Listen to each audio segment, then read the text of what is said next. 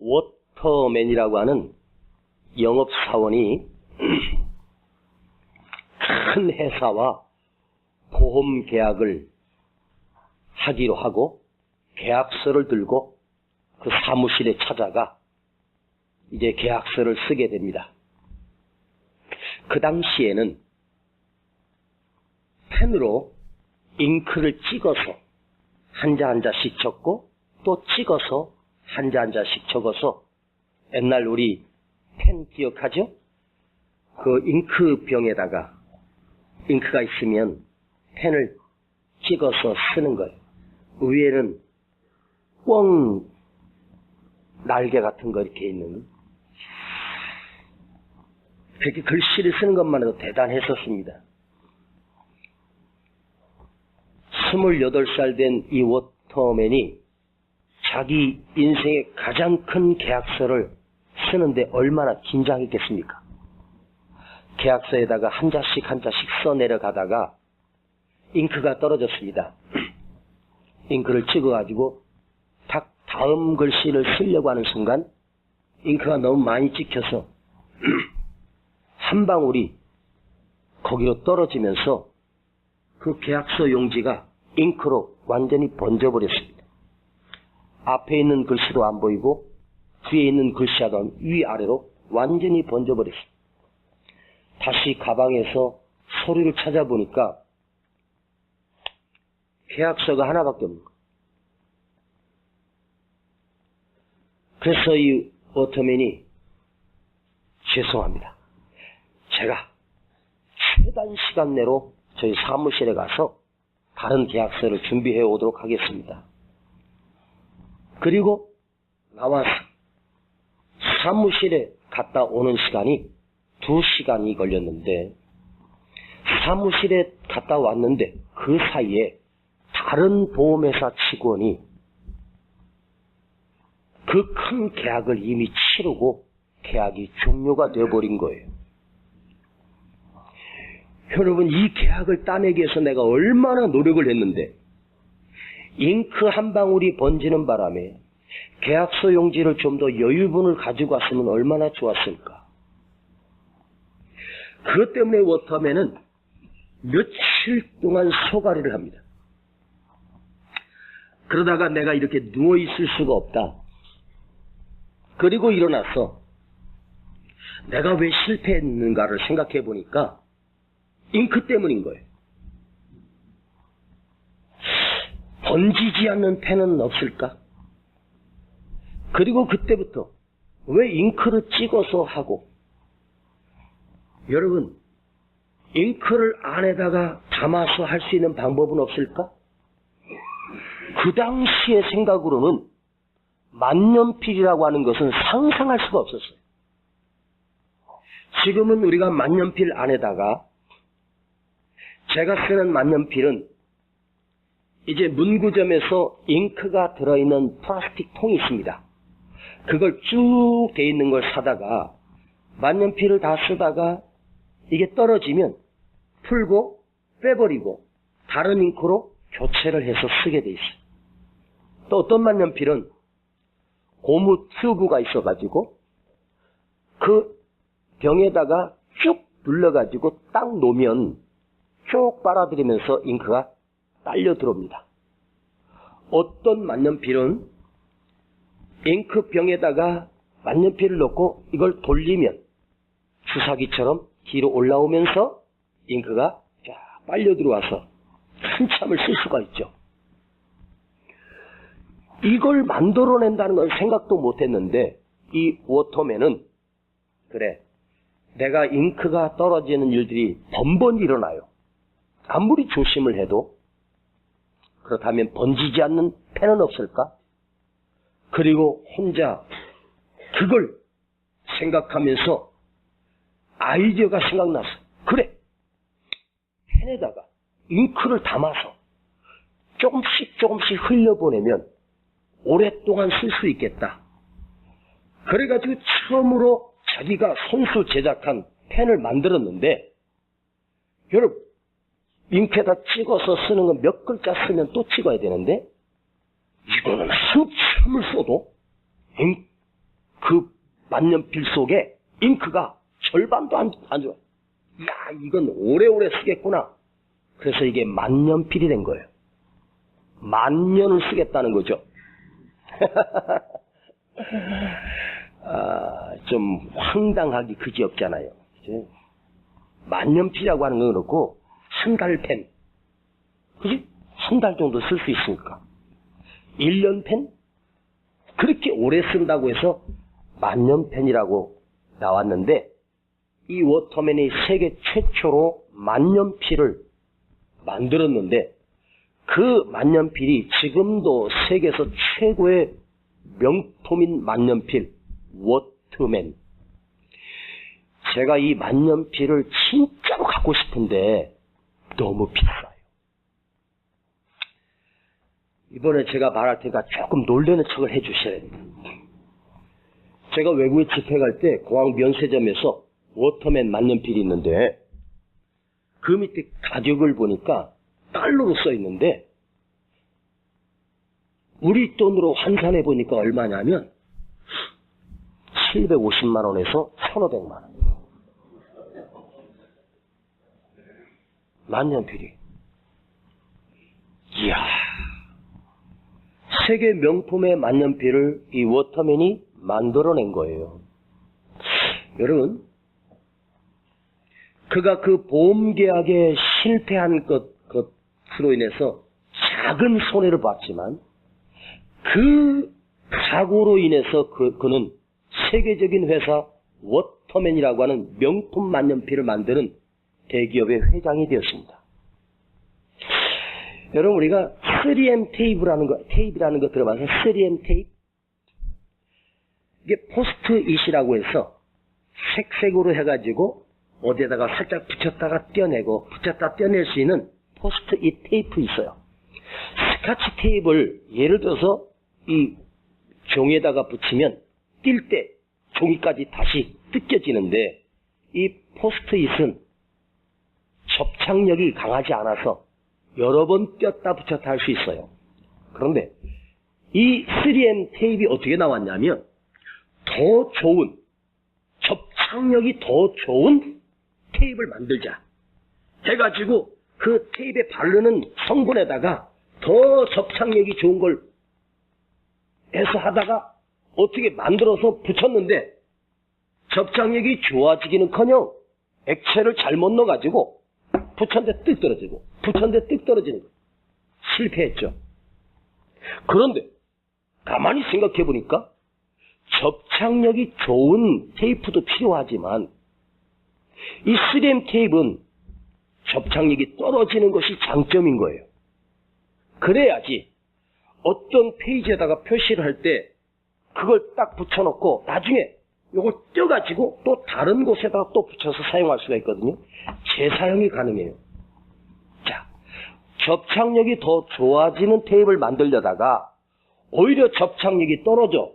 그런데 접착력이 떨어졌는데 이것은 여러 번 붙였다 떼었다 여러 번 붙였다 떼었다 재사용할 수 있는 3M 테이프가 발견된 거예요. 무엇이? 실패가, 실수가. 우리가 어떤 일을 이룰 때 성공만 하고 성공하는 일은, 여러분, 실패 없이 하는 일은 아무리 그 실패 없는 성공은요, 시시한 성공밖에 만들 수가 없어요. 그런데 큰 실수가, 큰 실패가 오히려 더 큰 성공을 만들어낸다는 거예요. 잘 되는 곳에서는 발견하기 힘들지만 안 되는 것에서는 배우는 것이 훨씬 더 많아요. 우리가 이 세상을 살면서 형통했던 일 속에서는 절대로 배우는 것이 없어요. 그런데 실패 속에서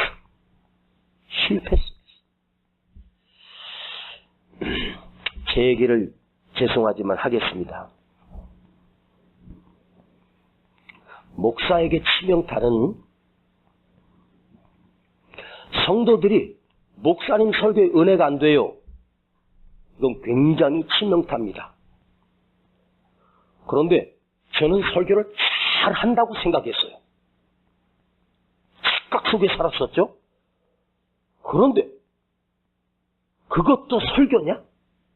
그게 무슨 설교야? 내가 이런 소리를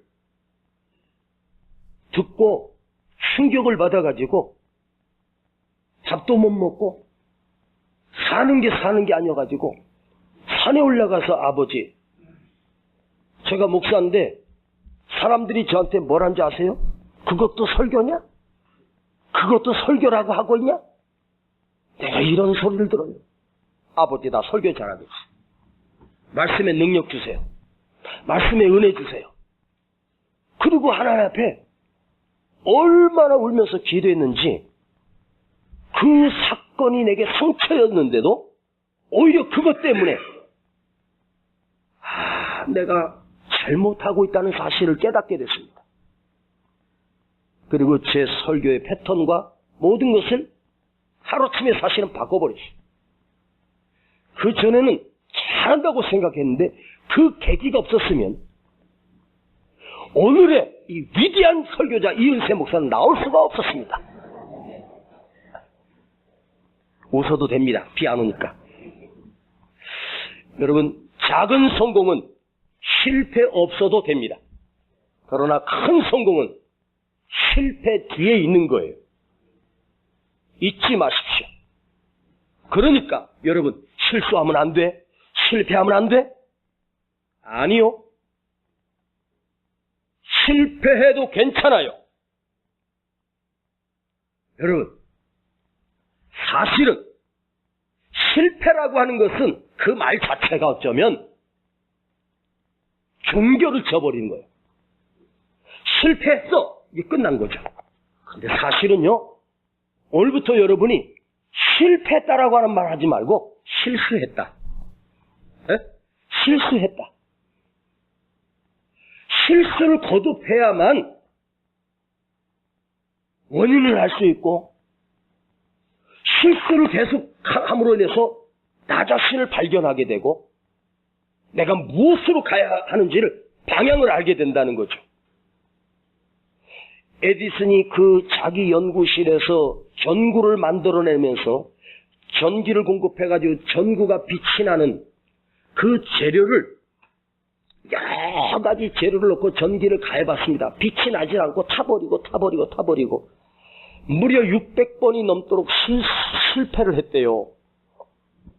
그런데 어느 날 이것만은 될 거야 라고 했던 재료를 가지고 전기를 딱 가했더니 살짝 빛이 나다가 퍽 터져버리는 거예요. 그때 이 교수가 박사님, 이번이 623번째 실패입니다. 그때 에디슨이 유명한 말 했습니다. 아니다. 623번 성공했다. 왜요? 안 된다는 것을 알았잖아요. 안 된다는 것을 아는 것이 성공이다. 그리고 그 다음에 전구를 만들어냈어요. 여러분, 하나가 나오기까지 600번이 넘는 실수를 하고 실패를 해요. 여러분, 우리는 실패 없이 살아야지. 나 인생 실패하면 안 되지. 나 실수하면 안 되지. 이러다가 헤매다가 끝나요. 그런데요, 인생의 삶 속에서 내가 오늘 죽느냐 사느냐, 정말 죽을 만큼 힘이 들고 강물에 뛰어들 만큼 실패를 경험하고 가슴이 쓰라리고 고통이 밀려왔을 때 그걸 뛰어넘고 견뎌낸 사람은 그 과정 속의 실패가 오히려 큰 성공을 만들어내는, 여러분, 우리가 위인들, 성공한 사람들, 그들의 전집을 보면 반드시 사경을 헤맸다든가 강물에 뛰어들었다든가 정말 절박한 일들을 경험하지 않고서는 오늘날의 그 사람이 되어질 수가 없는 거예요. 요셉의 형통은 형제들에게 팔려서 애굽의 노예가 되고 그 형들이 팔았던 그 형들이 자기 앞에 와서 곡식을 사러 왔을 때 얼마나 기가 막혔겠습니까? 팔려가서 10년의 노예살이를 요셉이 어떤 사람이 내 노예가 되었습니까? 그렇게 10년을 충성했더니 억울하게 누명을 씌워서 감옥에 보내버리고 꺼내줄 생각도 안 하고. 여러분, 그런데 요셉이 그게 실패였습니까? 실패가 아니었습니다. 요셉은 그것을 하나님께서 나를 다듬어 가시는 과정으로 믿고 있었어요. 그 과정을 하나님이 나를 만들어가는 과정. 올 여러분 아프십니까? 쓰라리십니까? 더 크게 만들어 가시는 하나님의 계산이다. 더 크게 만들어 가시는 하나님의 섭니다.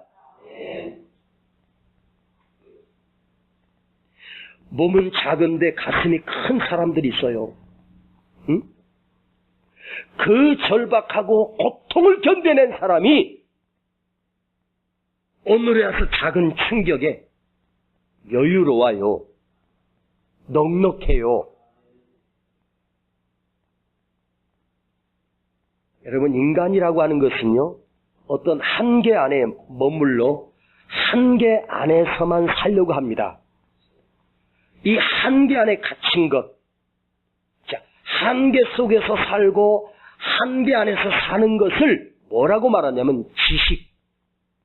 그저 지식 안에서만 사는 거예요. 그런데 믿음은 이 한계선을 뛰어넘어요. 내가 갇혀있는 이 공간을 뛰어넘을 수 있는 능력이 뭐냐? 믿음이에요. 믿음은 바라는 것들의 실상이요, 보지 못하는 것들의 증거가 됩니다. 여러분, 믿음은 위대합니다. 내 갇힌 한계를 뛰어넘을 수 있는 능력이 있어요. 친구를 죽어가는, 중풍병으로 죽어가는 친구를 예수님께 데리고 왔지만 사람들이 막혀서 갈 수가 없었을 때 이 내 친구는 어떤 생각을 합니까? 이 친구를 살리기 위해서 지붕으로 올라가 지붕을 뚫고 그 지붕에다가 들 것을 줄로 매달아 예수님 앞으로 내려놓습니다.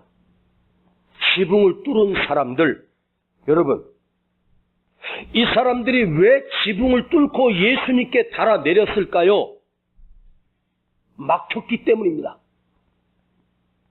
사람들로 막혔으니까 예수님께 갈 수가 없었어요. 급하고. 그래서 지붕을 뚫고 그 지붕 위로 예수님이 말씀을 전하고 있는 그 강단 앞으로 내린 거예요. 한번 그 그림을 상상해봐요. 예수님 그 사람들에게 말씀을 전하고 있는데 갑자기 지붕을 뚫고 지붕에서 쓰러져 누워있는 사람을 들것을 싣고 쭉 앞으로 달아내렸을 때 예수님은 저희의 믿음을 보시고 저들의 믿음을 보시고, 응? 여러분, 왜 어떻게 뚫고 내렸다고요? 막혔으니까. 안 막혔으면 지붕을 뚫을 일이 없잖아요. 우리는 막혔으니까 끝났다고 하는데 막혔으니까 지붕을 뚫고 나가고. 왜 그들이 지붕을 뚫을 수 있었을까요? 믿음이에요. 믿음은 뛰어넘어요. 생각을 뛰어넘는단 말이에요. 믿음은 이 세상을 뛰어넘습니다. 우리가 이 성전을 지은 것은 가진 것이 있어서 지은 것이 아니에요.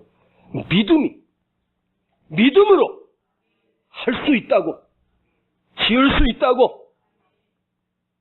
우리가 구성전에서 얼마나 많이 기도했습니까? 응? 내 경험의 잣대로 안 된다. 현실 앞에 무너지고 내 지식 안에 갇히고 내 경험에 갇혀서 그냥 그것만 붙들고 사는 거야. 응? 아들이 자전거를 타면 위험하다고 엄마가 얘야 자전거 타지 말아라. 자전거 타지 말아라. 네. 물가에 가지 말아라. 물가에 가면 빠져 죽는다. 위험하다 물가에 가면. 네. 이 아들이 엄마 말을 너무너무 잘 들어요.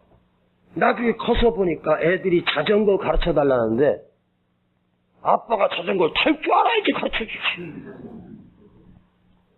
애들하고 같이 캠핑을 갔는데 물가에 가서 수영 가르쳐달라는데 물가에 들어가 봤어야지. 가긴 갔는데 물가에 발 하나 못 담고 애야 물가에 가지 말아라. 자전거 타지 말아라. 응? 왜 자전거 못 타게요? 자전거도 타야 되고 롤러스케이트도 타야 되고 오토바이도 타야 되고 오토바이도 훔쳐야 되고.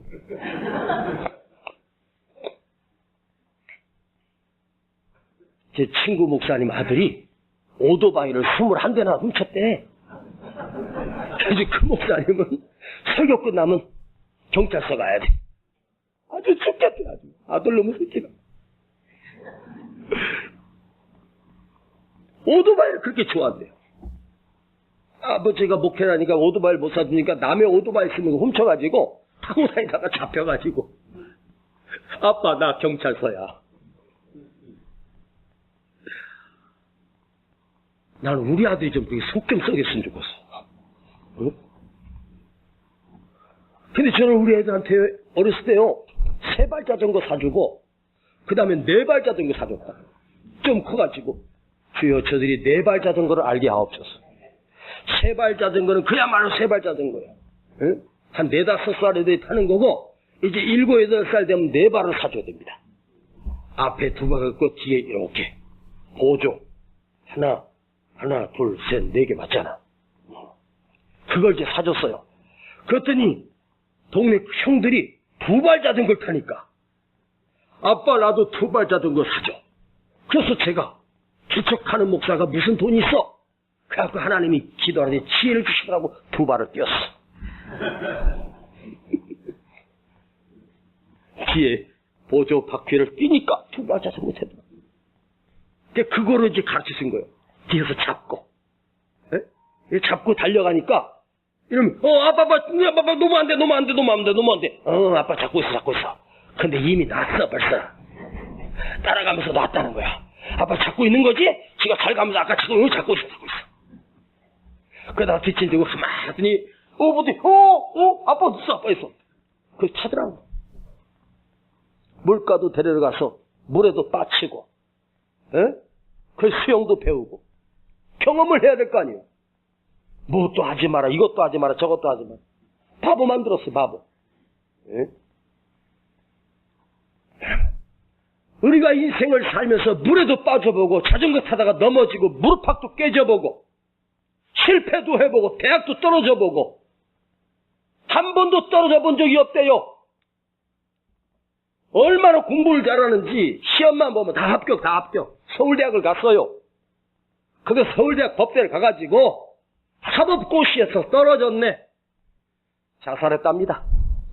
내가 떨어질 수 있나? 한 번도 떨어져 본 적이 없는 이놈이 지금까지 항상 합격만 했다가 사법고시에 처음으로 한번 떨어졌어요. 문제 하나로. 그걸 못 견뎌서 목을 매 자살을 해. 어렸을 때부터 실패를 해보고 아파보고 터져보고 얻어 터지고.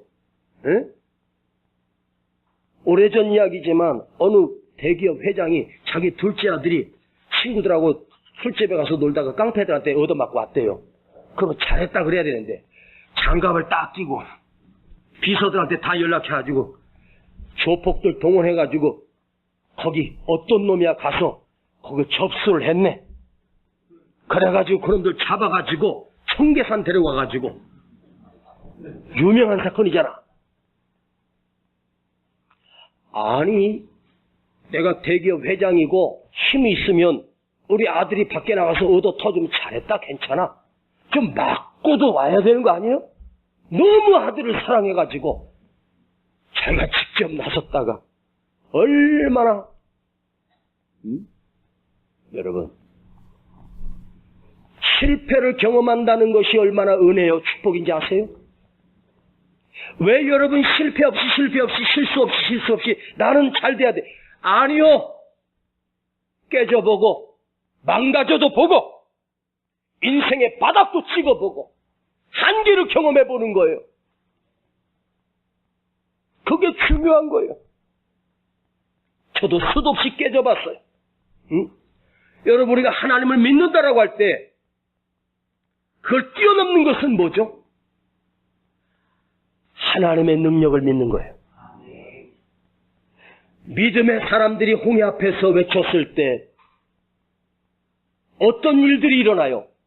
믿음의 사람들이 외쳤던 그 소리에 의하여 하나님이 역사하셨어요. 믿음의 사람들이 하나님 앞에 있을 때 태양아 머물라 할 때 태양이 머물렀어요.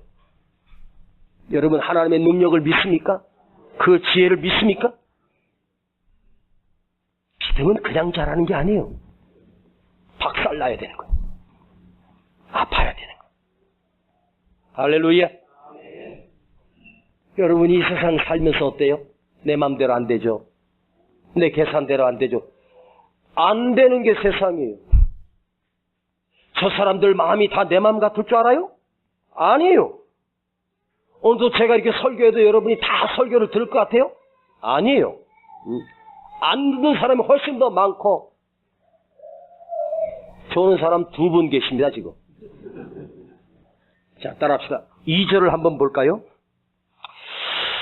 자 오늘 본문 에베소서 3장 너희를 위하여 내게 주신 하나님의 그 은혜의 경륜을 너희가 들었을 터이라. 지금 이 에베소서 3장은요 사도 바울이 자기 삶을 돌아보면서 옥중에서 쓴 편지인데요. 그야말로 달관을 한 거예요. 경지 잃은 거예요. 어디서? 감옥에서. 내가 지금 갇힌 이 상황에서 하나님의 놀라운 은혜의 경륜을 경험하고 깨달은 거예요. 이 옥중에서 베푸시는 하나님의 능력, 옥중에서 베푸시는 하나님의 은혜, 섭리를 이 옥중에서 깨닫게 돼요. 어디에서? 형통한 장소가 아니에요. 막힌 곳에서, 안 되는 곳에서, 실패한 곳에서.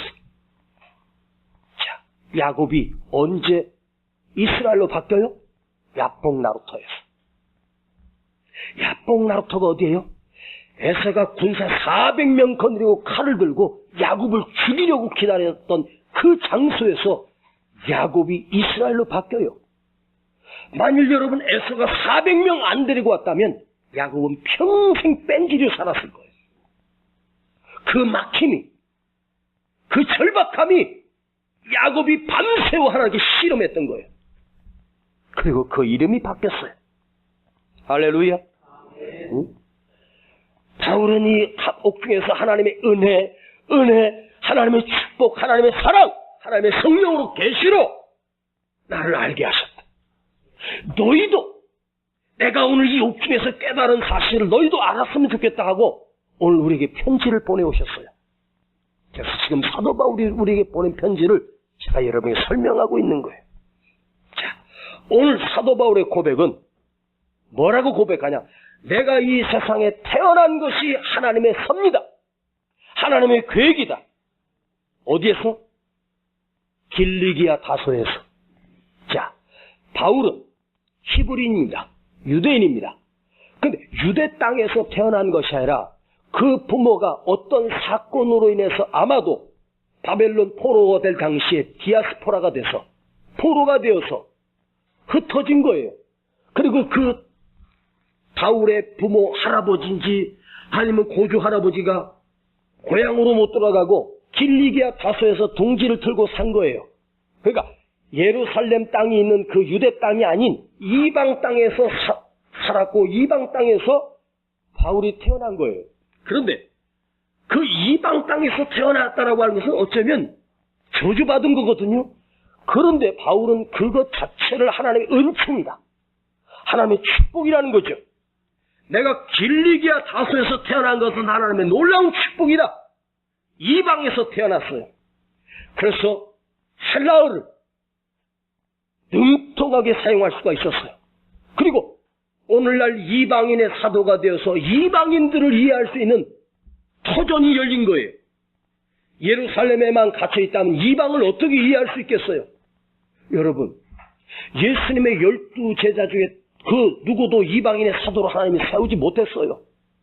물론 다른 곳에 가서 복음을 전한 사도들이 있지만 사도 바울처럼 소아시아 전체를 로마까지 아울러 복음을 전했던 사도는 한 사람도 없어요. 왜? 길리기아 다소에서 태어나 외국에서 태어나 그 사람들의 문화와 언어와 환경을 다 배웠기 때문에 내가 버림받고 소외된 민족으로 살았던 것 자체가 하나님의 놀라운 섭리였구나. 응?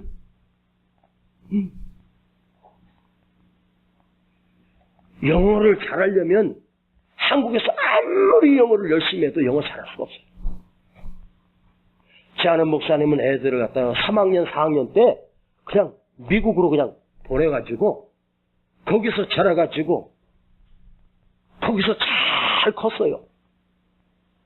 그 어렸을 때부터 그 문화를 체험하고 언어를 배워가지고 지금은요 한국말 다 잊어버리고 그렇게 유창하게 해요. 그리고 거기서 목회를 한대요.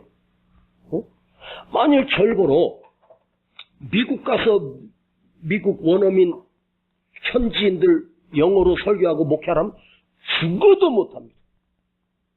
진짜 못하죠. 제가 지금 가서 영어를 열심히 배워서 지금 가서 한다면 어느 세월에 하겠어요. 근데 가만히 생각해 보니까 하나님이 한국에서 그리고 성남에서 이렇게 목회하게 하신 섭리가 있더라고. 나를 여기서 태어나게 하신 거예요. 여기서. 한국에서. 맞죠? 제가 영어 유창하게 아주 영어로 설교하는들 뭔 소리예요? 여기서는 여러분 우리 언어로 다 알아듣죠? 알아듣는 거요? 응. 내가 여기서 태어났으니까 한국말 잘하는 거지. 나만 잘하나 그대들도 잘하잖아. 참 하나님이 그런 환경으로 주신 것 자체가 축복이에요. 또한 거기서 바리새 문화와 교육과 가마리엘 문화에서 공부할 수 있는 그 기회 또한 길리기아 다소에서 태어났기 때문입니다. 그래서 그 방대한 문화와 학문을 하나님이 바울에게 공부하게 하셨던 거예요. 그래서 사도 바울이 신약성경 27권 가운데 무려 13권을 기록할 수 있어요. 바울만 쓸 수 있어요. 왜? 헬라어가 능통하거든요. 그래서 기가 막힌 로마서가 나오고 바로 에베소서가 나온 거예요. 복음의 진수. 그건 바울만 쓸 수 있어요. 왜? 하나님이 그렇게 만들어 놓으셨거든요. 이 탁월함은 그가 길리기아 다소에서 태어난 거예요. 처음엔 내가 잘못 태어났다고 생각했는데 여기서 태어난 것이 이렇게 쓰시려고 해요. 이렇게 사용하시려고. 또 복음을 전할 때마다 주님은 그에게 핍박을 줬어요. 매도 맞아요. 감옥에도 갇혀요. 수없이 고비를 넘겨요. 지금도 감옥에서 편지를 쓰고 있어요. 근데 옥중이 아니고서는 감옥이 아니고서는 옥중서신, 에빌골몬 이 4권의 성경이 감옥에서 나와요. 감옥에서 쓴 옥중에서 쓴 성경 또한 감옥에서 선교합니다. 그는 감옥에서 로마를 바꿔요. 늘 얘기하지만 바울이 로마의 그 감옥에 갇혀서 로마의 시위대들에게 복음을 전해 자기를 보초하는 보초병들에게. 그리고 200년 뒤에 로마가 기독교 국가로 바뀌고 그 로마에서 전 세계로 아시아로 유럽으로 선교사를 파송해요. 할렐루야. 그러니까 내가 감옥에 갇힌 것 또한 하나님의 경륜, 하나님의 은총, 하나님의 섭니다. 여러분, 내가 만난 모든 일들이 일어나서는 안 될 일이라고 착각하지 마세요. 오히려 이 실패가 이 일이 여기까지 인도하신 하나님의 섭리 또한 하나님의 놀라운 섭리 속에 나를 여기에 보내셨고 여기에 인도해 주셨어요. 아멘. 제가 여기 말고 다른 데 가면 더 잘했을까? 저도 성남에 와서 많은 생각을 했습니다. 왜 하필이면 그 많은 도시 중에서 성남으로 날 보내주시지? 처음에는요 막 그러더라고요. 난 성남이 뭔지도 모르고 그냥 왔는데 와서 보니까 성남이 성남이더라고요. 난 이런 데인지 몰랐어요 진짜로. 응? 좀 삐까번쩍한 사람들 좀 오고 말이에요. 좀 괜찮은 사람들 좀 오고 그래야 되는데 아니, 성남이니까 성남 사람들만 오더라고. 자, 여러분 좌우에 봐봐. 다 성남 사람들이야. 어? 응. 길거리에다가 그냥 아무데나 오줌을 싸질 않나. 난 이런 데 처음 봤어요. 길거리 다녀보면 하수구 냄새가 안 날 데가 없어, 이 동네는. 뭐 이런 데가 다. 요즘 또 날씨가 더우니까 막 길에 아무데나 자빠져 자. 그요. 좀 수준 있는데 보내서 수준 있게 좀 목회하라고. 여기를 보내갖고 제 설교가 이 모양 이 꼴이 돼버렸습니다. 이해를 하셔야 돼. 맞추다 보니까. 응? 한번 옆 사람한테 한번 인사. 그대도 성남이신가요? 한번 물어봐. 시작. 이쪽. 아니 왜 안 목사님이 물어보라면 물어봐요. 응? 서울에서 왔대?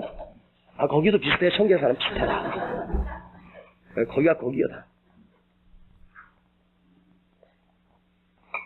그래서 이번에 한번 이렇게 인사하면 저보다 훨 나으십니다. 한 말 해봐. 시작.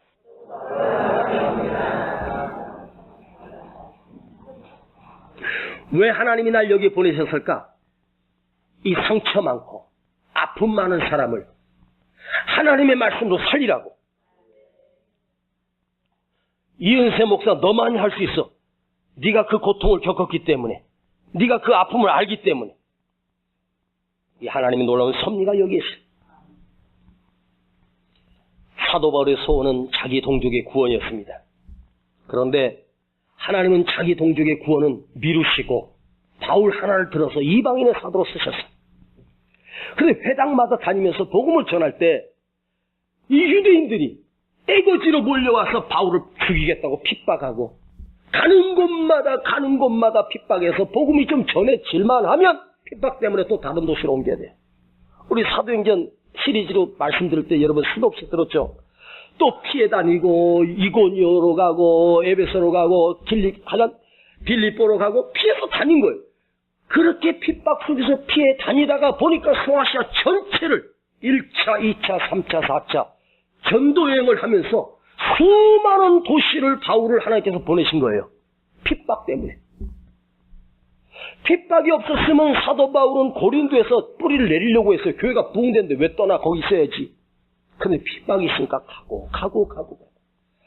이야, 하나님의 섭리는요, 이 놀라운 고통 속에서. 여러분, 예루살렘 교회가 1, 2년 만에 큰 핍박이 있었어요.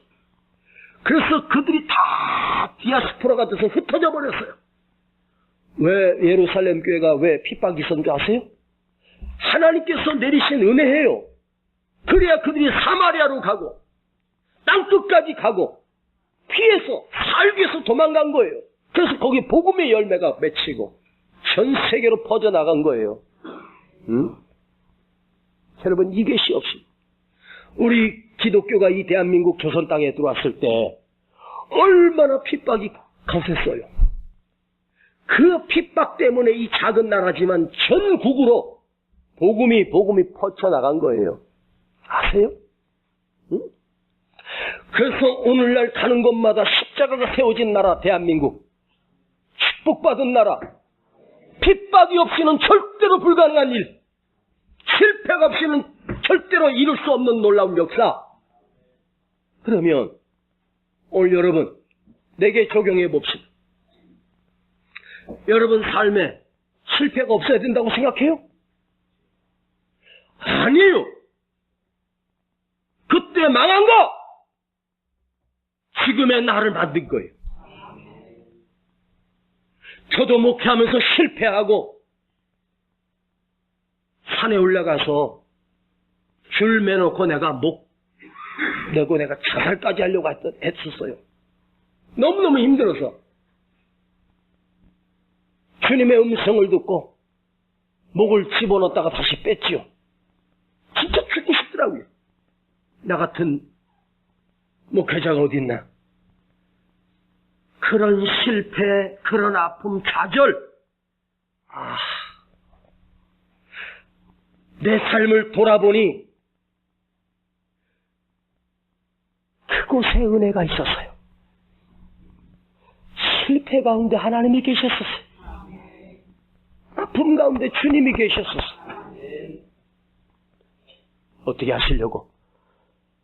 아멘 해봐요. 나를 만드시려고. 지금의 나를 있게 하시려고. 그럼 오늘 여러분 지금의 내가 있는 여기서 만족하면 안 돼요. 하나님은 나를 더 키우시려고 해요. 더 키울 때는 내가 커지는 게 아니에요. 어떻게? 꽉 맞아야 돼. 응? 그냥 꽉 맞아야 커지는 거예요. 여러분, 옥수수 요만한 게요, 이만한 강냉이로 뻥튀기 할 때 그게 그냥 돼요? 진공 상태로 들어가서 열을 가합니다. 한 2, 30분 막 돌리면서 불을 갖다 대요. 그러면 그 조그만 통 안에 옥수수들이요, 그냥 그야말로 열 받을 대로 받은 거예요. 에? 내가 옥수수라고 생각하고 한번 내가 들어가서 그 캄캄한 데 가서 뱅뱅 돌리면서 막 열은 가해. 응? 내가 지금 막 그 속에서 막 그 옥수수 알갱이 속에 수백 도 수천 도의 온도가 들어와서 그냥 팽창되기 직전입니다. 근데 거기서 그 안에서는 절대로 못 터진다? 언제? 자, 뻥이요 할 때, 빵 할 때 그 앞에 튀어나오면서 일순간에 뻥튀기가 되는 거예요. 그 안에서 데워져 나온 게 아니야. 이거 뻥 할 때 팡 하고 나오는 거예요. 근데 그게 그냥 돼? 아니에요. 달궈져야 되는 거야. 응? 말 안 듣는 사람 거기다 한번 넣고 줘. 그래야 커지는 거예요. 빵 때리는 거예요. 저는 오늘도 어쩌면 더 커지기를 원해요. 목사의 설교가 더 커지고 삶이 더 커지고. 그런데 그냥 되는 거 아니다. 절대로 이 상태에서 그냥 하루아침에 휙 되는 게 아니에요.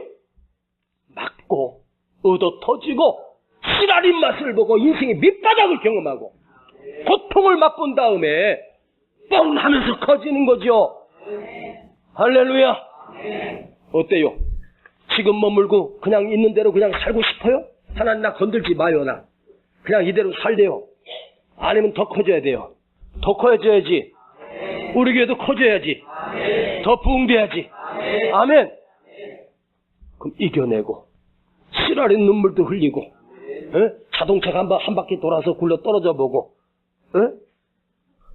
그런 걸 통해서, 그 하나님의 은혜예요. 커지게 하는 하나님의 축복이란 말이에요. 어때요? 이 하나님의 은혜의 경륜. 제가 오늘 최악에서 최선으로 큰 아픔을 경험함으로 나를 하나님 키워가신 것. 지금 현재 그대가 고통 속에 있다면, 나를 더 키우시기 위한 과정이구나. 그것이 크면 클수록, 고통이 더할수록 더 커짐으로 최악에서 최선으로 하나님이 사용하신 은총이다. 축복이다. 기도합시다. 하나님 아버지, 우리는 실수 없이, 실패 없이, 오늘도 무사히, 아닙니다. 바울을 쓰시려고 하나님이 그토록 고통을 주시고 그토록 아픔을 주셨습니다. 오늘의 위대한 사도 바울을 만들어내셨습니다. 아버지 하나님, 오늘 내가 아픈 만큼 커지게 하시고 이 고통 속에서 하나님의 놀라운 진리를 발견하게 하시고 하나님이 내게 무엇을 말씀하시는지를 깨달을 수 있는 은혜를 더하여 주시고, 주여 우리 교회가 커지게 하옵소서. 우리 성도들이 커지게 하옵소서. 예수님의 이름으로 기도하옵나이다. 아멘. 아멘. 고통 속에서만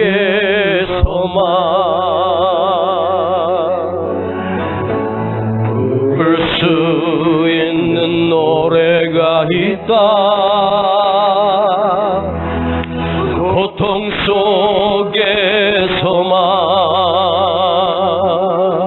속에서만 드릴 수 있는 감사가 있다.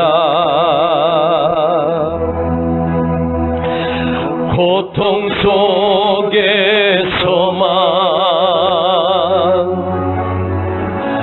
올릴 수 있는 찬송이 있다. 고통 속에서만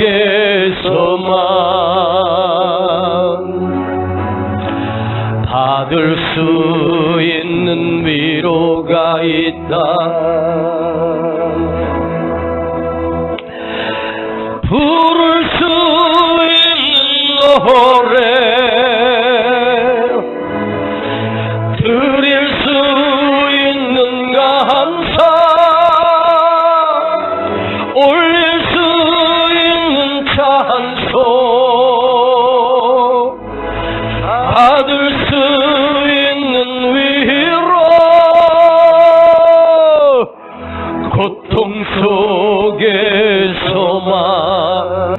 건져올릴 수 있다.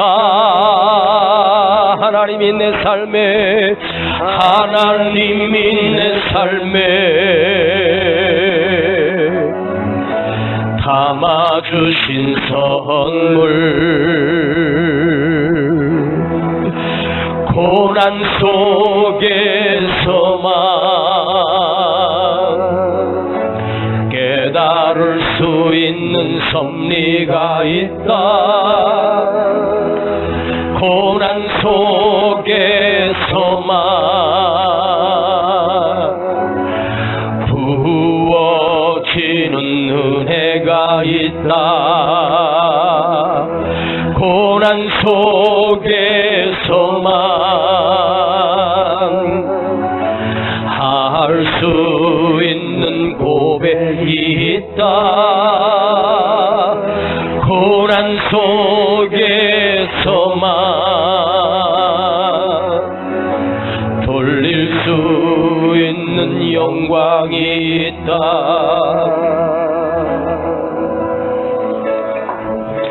깨달을 수 있는 섭리,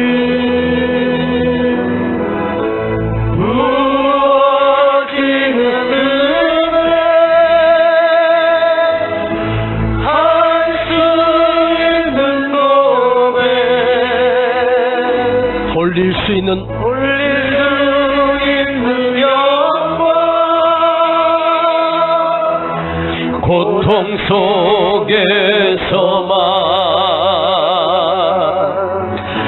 건져 올릴 수 있다. 하나님이 내 삶에 담아주신 선물, 부를 수 있는 노래,